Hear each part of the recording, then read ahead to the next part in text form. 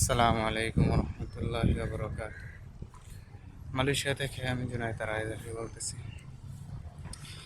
একটা অনেক যারা আছেন বাংলাদেশে যে মালয়েশিয়া আসার জন্য কাগজপত্র জমা দিচ্ছেন বা মালয়েশিয়া আসবেন এরকম মনস্থির করছেন, তাদের জন্য একটা দুঃসংবাদ আর অনেকের জন্য সুসংবাদ। আগে দুঃসংবাদ বলেই তারপর সুসংবাদ। দুঃসংবাদটা হইল, যারা কাগজ জমা দিচ্ছেন আসার জন্য তারা তাড়াহুড়া করবেন না। কাগজ জমা দিচ্ছেন, পড়ে থাকুক।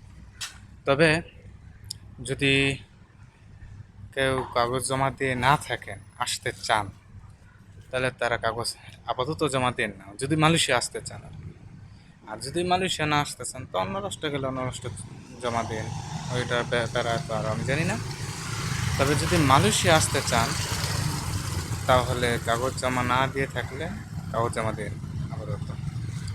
আর যারা কাগজ জমা দিচ্ছেন তারা আসার জন্য তাড়াহুড়ো করেন, কারণ মালয়েশিয়া বর্তমান পরিস্থিতি খুবই করুণ। যারা আসছে বা বর্তমানে আসতেছে তারা সবাই কিন্তু মায়া কান্না।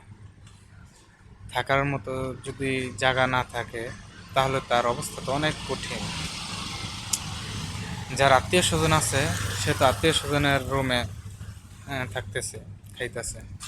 আর যার কেউ নাই সে মালয়েশিয়া আসলে বুঝতে পারে যে বর্তমান মালয়েশিয়া পরিস্থিতি কেমন।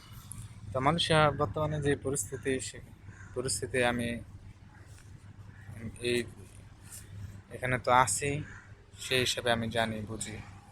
অনেক প্রবাসী ভাইদেরকে দেখতেছি যে মাত্র মালয়েশিয়া আসছে, তো তারা রাস্তায় বসে বসে কান্না করে।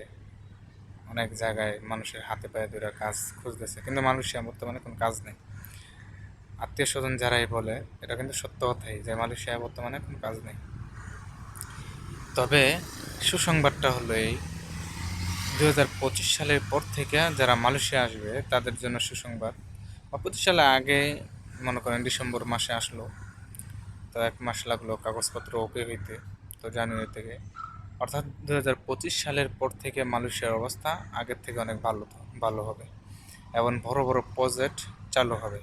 মালয়েশিয়ার যে গভর্নমেন্ট, ওই গভর্নমেন্ট 2025 সালে অনেকগুলো বাজেট বাস্তবায়ন করবে, বাজেট বিল পাস করছে এবং অনেক বড় বড় কোম্পানি 2025 সালে এই কাজ চালু করবে। তো আপনারা তাড়াহুড়া করবেন না মালয়েশিয়া আসার জন্য। মালয়েশিয়া আসার জন্য যত তাড়াহুড়া করবেন তত আপনাদের দুর্গতি। এই হলো মালয়েশিয়ার পরিস্থিতি বললাম।